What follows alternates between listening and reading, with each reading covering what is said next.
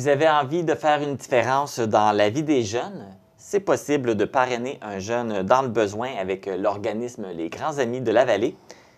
Pour nous expliquer la façon de faire, je reçois Pierre-Andrea Lebrun, qui est agente de liaison des services et du développement. Bonjour Pierre-Andrea. Bonjour Marc, bien content de te revoir. Ben oui, moi aussi.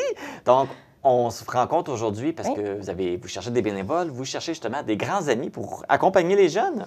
Oui, c'est ça. On a un super beau problème en ce moment où on a plusieurs jeunes qui sont en attente de parrainage, qui cherchent un grand ami finalement. Fait qu'on commence à faire un appel à tous, là, vraiment plus grand public finalement pour aller chercher ces grands amis-là. Actuellement, il y a combien de jeunes qui ont des besoins?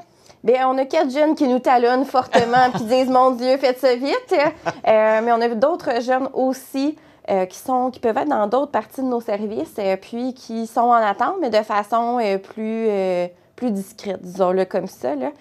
Donc, en tout, ça fait à peu près une dizaine de jeunes, là. OK. Fait que c'est ça. C'est pour ça qu'on fait une grande tournée puis un petit pouce pour trouver ces grands amis-là. Peux-tu nous expliquer c'est quoi être grand ami? C'est quoi le rôle? C'est quoi l'objectif? Oui, en fait, être un grand ami, c'est être l'ami d'un enfant qui peut avoir besoin de ça pour différentes raisons. Des fois, les parents travaillent beaucoup, ils ont moins le temps. Moi, j'aime bien dire qu'un grand ami, c'est un parent pas de cellulaire. Fait qu'on accorde 100% de notre attention quand on est avec le jeune, ce qui permet vraiment aux jeunes de se sentir écoutés, de se sentir aimés, de se sentir valorisés. Fait que le travail de nos bénévoles grands amis, ce sont vraiment des gens qui vont aller en activité avec les jeunes, puis qui vont leur permettre de vivre des moments privilégiés puis de créer une relation de confiance ensemble. Et justement, qu'est-ce que ça demande pour un grand ami? Est-ce que ça marche par nombre d'heures par semaine, par mois, nombre d'activités? Comment ça fonctionne? Ça a déjà été beaucoup plus rigide. Puis dans d'autres secteurs, c'est plus serré comme demande. C'est sûr que bâtir une relation, ça demande du temps. Donc, en bas d'une fois par mois, là, ça va être un peu difficile. Mais aux 2-3 semaines, ça se fait super bien. Puis ça n'a pas besoin d'être des activités d'une journée, là. Des fois, on voit ça gros quand on parle des grands amis. Puis ça peut être une activité d'1 heure à raison de 2-3 fois semaine. Okay. Pas semaine, mais 2-3 fois dans le mois. Donc, c'est ça. Ça dépend vraiment de la disponibilité puis de ce qu'ils ont envie de faire ensemble. Fait que dans le fond, il y a quand même une liberté, là. Tu choisis ton activité, ça peut être une petite, une plus grande, selon la disponibilité du grand ami, puis le jeune aussi. Oui, et selon la saison aussi.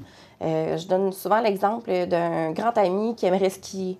Bien, si pendant la saison de ski, le jeune est intéressé et qu'ils vont skier ensemble toutes les fins de semaine, bien, ça ne veut pas dire qu'une fois l'hiver terminé, ils vont suivre ce rythme-là de rencontres. Là. Ça dépend. Fait que des fois, c'est ça. C'est vraiment selon les opportunités, selon les intérêts du grand ami et du jeune. Qu'est-ce que ça peut apporter un programme comme celui-là, autant pour le grand ami, autant pour le jeune? Nos grands amis nous disent que ça fait vraiment une différence pour eux aussi, qui sentent qu'ils font une différence dans la vie du jeune. Ça leur permet de développer un lien particulier avec un enfant ou un adolescent. Puis pour les jeunes, honnêtement, ça change beaucoup de choses. On a des jeunes qui ont vécu, qui sont en parrainage depuis presque 5 ans. Puis dans les transitions de vie, là, des fois, ça brasse un peu plus. Bien, ça reste un pilier, ce grand ami-là. Puis des fois, on n'a pas envie de parler de certaines choses à nos parents.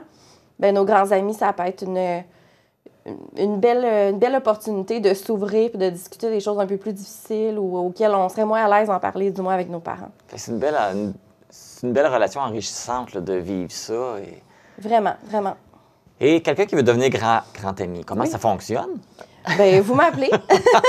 Vous m'appelez, Première étape, c'est facile, là. Oui, c'est ça, c'est vraiment facile.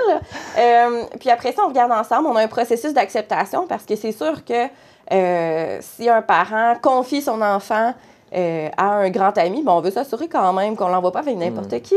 Fait qu'il y a un processus avec plusieurs étapes. Puis, c'est même un comité consultatif, là, donc des gens à l'externe de notre organisme qui vont s'occuper d'évaluer le dossier à la fin puis s'assurer qu'il n'y a pas d'écueil ou d'enjeux potentiels. Donc, c'est ça. Ça peut prendre, tout dépendant, là, étant donné qu'il y a plusieurs petites étapes, là, ça peut prendre entre 1 mois, puis si on les tire, bien, là, beaucoup plus. Là, ça dépend des retours qu'on fait finalement. Donc, on va être grand ami on s'appelle tout de suite. Là. Ben on oui. n'attend pas parce qu'on a un petit délai avant d'être accepté. Tout à fait, tout à fait.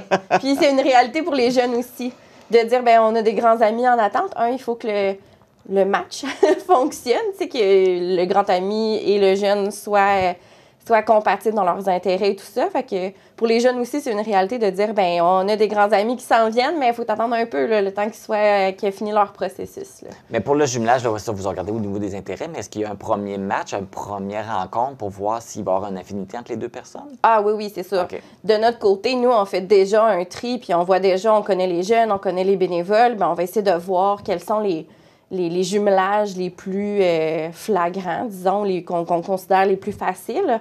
Mais on va accompagner à la première rencontre. Donc, c'est sûr qu'on va en parler aux parents, puis on va faire une première rencontre pour voir si ça fonctionne. Parce que l'objectif, c'est ça, c'est que ça perdure. Fait qu'on va essayer de s'assurer que la chimie fonctionne. Je sais pas si tu sais, mais vous êtes rendu à combien de grands amis actuellement? Bien là, c'est ça, la pandémie, ça a été hyper difficile. T'sais, on ne pouvait pas à l'extérieur de notre bulle familiale. Puis ça a toujours été un enjeu là, aux grands amis, d'avoir des grands amis. Finalement, là, en ce moment, on en a 2. OK. On en a 2, mais 10 jeunes en attente. Fait que, tu sais, c'est ça. C'est un bon débalancement. Un grand ami, peux-tu avoir plus qu'un jumelage ou c'est vraiment un grand ami par chaque jeune? Ça va être un grand ami par... Oui, parce que c'est quand même exigeant. Ben, c'est exigeant, mais c'est surtout qu'on veut donner notre attention de façon ciblée. Ouais. OK, tout à fait. Bon. Donc, on invite la population, à ceux qui sont intéressés à être jumelés avec un jeune, là, de vous contacter. Tout à fait. Jeunes, moins jeunes, qui ont beaucoup de temps, un peu moins de temps. C'est vraiment donner son amitié en cadeau, finalement, puis de faire la différence dans la vie de ces jeunes-là de façon positive. Quoi de mieux? Quel plus beau cadeau que de donner son amitié à quelqu'un? Caroline, ça va faire du bien, c'est magnifique. Ben, merci beaucoup, Pierre-Andrea. Merci beaucoup à toi, Marc. On lance l'appel là, pour que les gens puissent... Oui, on attend les postuler. appels. Oui. Merci. Merci à toi. Vous voulez devenir parrain ou marraine d'un jeune dans le besoin? C'est bien simple, vous contactez l'organisme Les Grands Amis de la Vallée au 88 629 2799 ou par courriel à info@grandsamidesdelavallée.com.